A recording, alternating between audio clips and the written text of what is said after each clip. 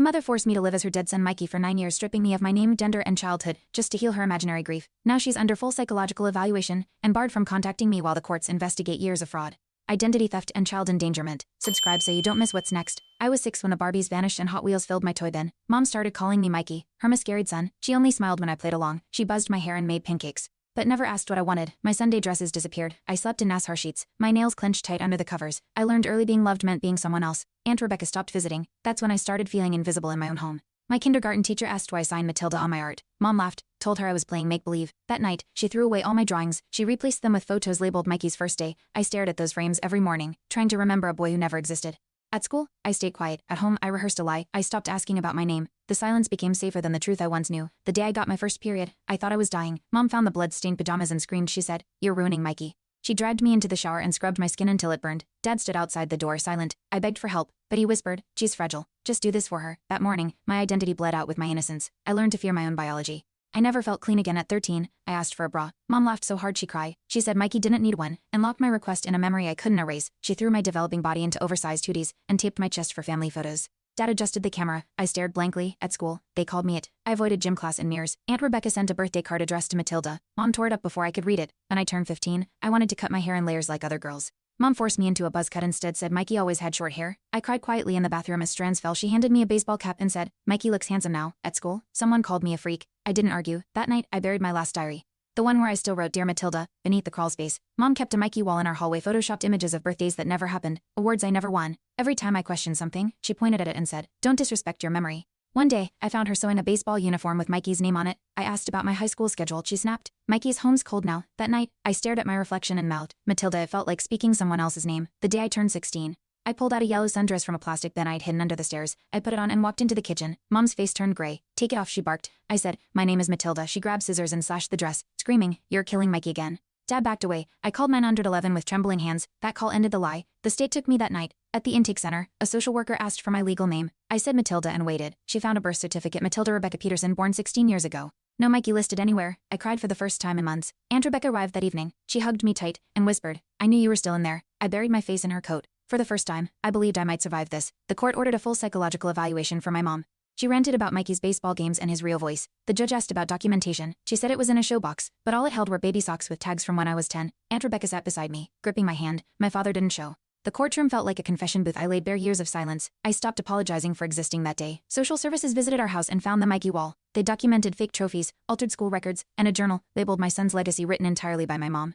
Every artifact was used to erase me. A therapist said it was a delusional grief complex. The judge called it identity theft. I stared at a photo of me with a fake little lead bat and whispered, "That's not me." For once, everyone finally listened. There was no record of Mikey, no birth certificate, no medical history, no death notice. Mom insisted he was real, that the hospital lost the file. Investigators checked all databases, nothing. Aunt Rebecca brought photos from my first birthday party. Pink cake, ruffled dress, name spelled Matilda. Mom called them forgeries.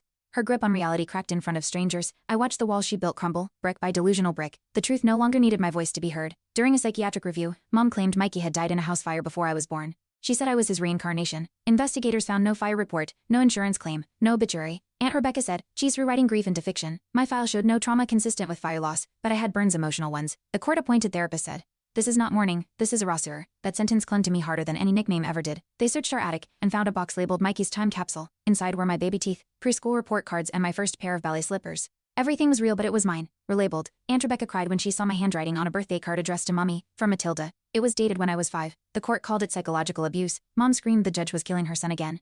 No one responded. The forensic psychologist testified Mom fabricated Mikey as a coping mechanism that evolved into delusional identity control. She replaced grief with obsession, raising me as a figment. The court reviewed photos showing digital alterations, my face pasted onto stock images of boys' teams. I had no memories of those events because they never happened. I was conditioned to mourn a ghost while living as one. The therapist said, "Matilda has a right to her own reflection." That made me weep. Mom's emails to her grief group revealed more she posted as a bereaved mother for over a decade, sharing Mikey's milestones complete with photoshopped images and stories lifted from parenting blogs. When members questioned inconsistencies, she deleted accounts and restarted under new names. Aunt Rebecca printed the archive. In court, a mother from the group testified, saying she felt emotionally exploited. That was the moment even Mom's defenders stepped back. The lie unraveled at the hands of her own narrative. Dad finally spoke through a signed affidavit. He admitted he never saw a boy named Mikey, only a wife unraveling after a miscarriage. He went along to keep peace. "I lost my daughter because I feared my wife," he wrote. The court read it aloud. Aunt Rebecca closed her eyes and nodded. I felt my throat tighten, not from grief but release. Someone had finally told the truth, even if it came too late to protect me. A surprise witness appeared, my old pediatrician. She testified that my mother refused regular checkups after age 5, claiming Mikey didn't need doctors. Records showed I hadn't received vaccines or basic care. She erased Matilda's health to preserve Mikey's illusion.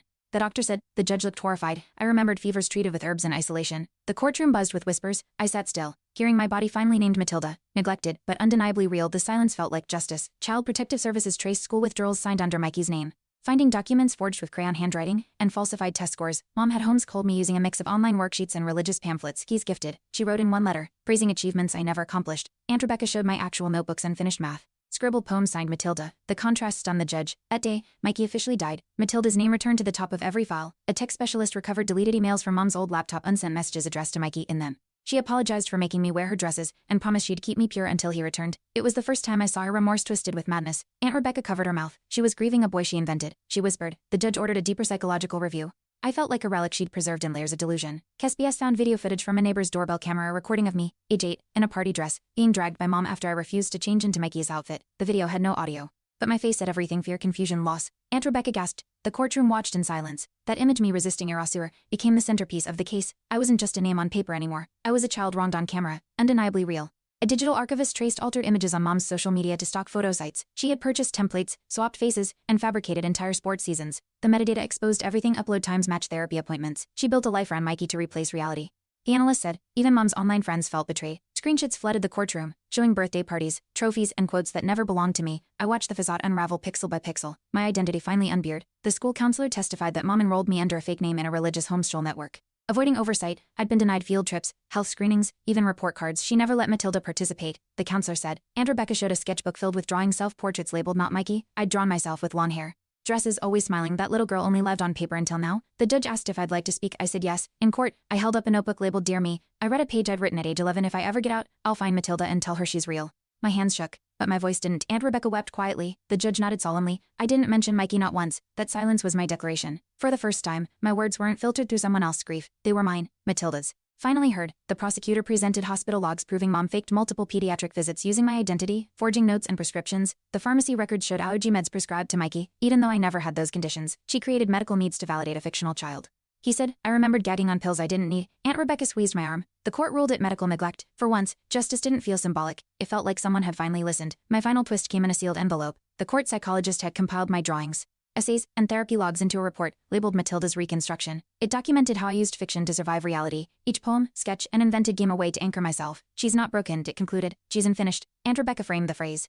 I kept the envelope under my pillow for weeks. I wasn't just escaping Mikey. I was building Matilda, piece by piece. The judge issued a permanent restraining order. Mom was banned from contacting me. Her psychological treatment would continue under state supervision. This case was never about grief, he said. It's about the theft of identity. I exhaled, long and slow. Aunt Rebecca wrapped her arm around me. We walked out of that courtroom into cold winter light. For the first time in 16 years, I wasn't wearing someone else's story.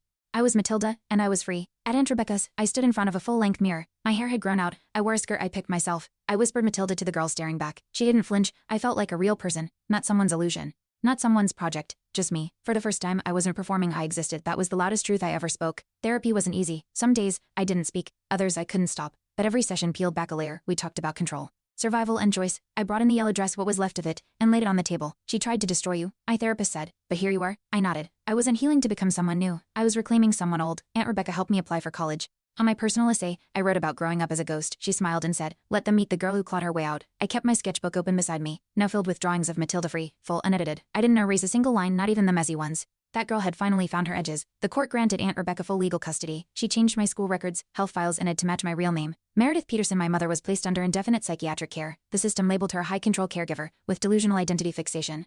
I didn't need the diagnosis to believe it. I just needed to see my name restored, in print, under my photo, on my terms. I joined the school's theater club. On stage, I chose my parts. No scripts handed down by trauma, just stories I wanted to tell. One night, after a performance, a girl in the audience whispered, I'm not Mike either. She didn't explain, she didn't have to. We hugged after the show. That moment to strangers validating each other's truth was the kind of ending I never thought I'd earn. Now every dinner, I set one extra plate, one for me, one for Aunt Rebecca, one for Hope, not for Mikey, not anymore, but for the version of Matilda that never stopped knocking from the inside. That plate reminds me I survived someone else's dream to finally live my own. It's not a memorial. It's a promise. I eat, I speak, I choose, I exist, fully, unapologetically, me. Thanks for watching. Hit subscribe to check out more stories on my channel.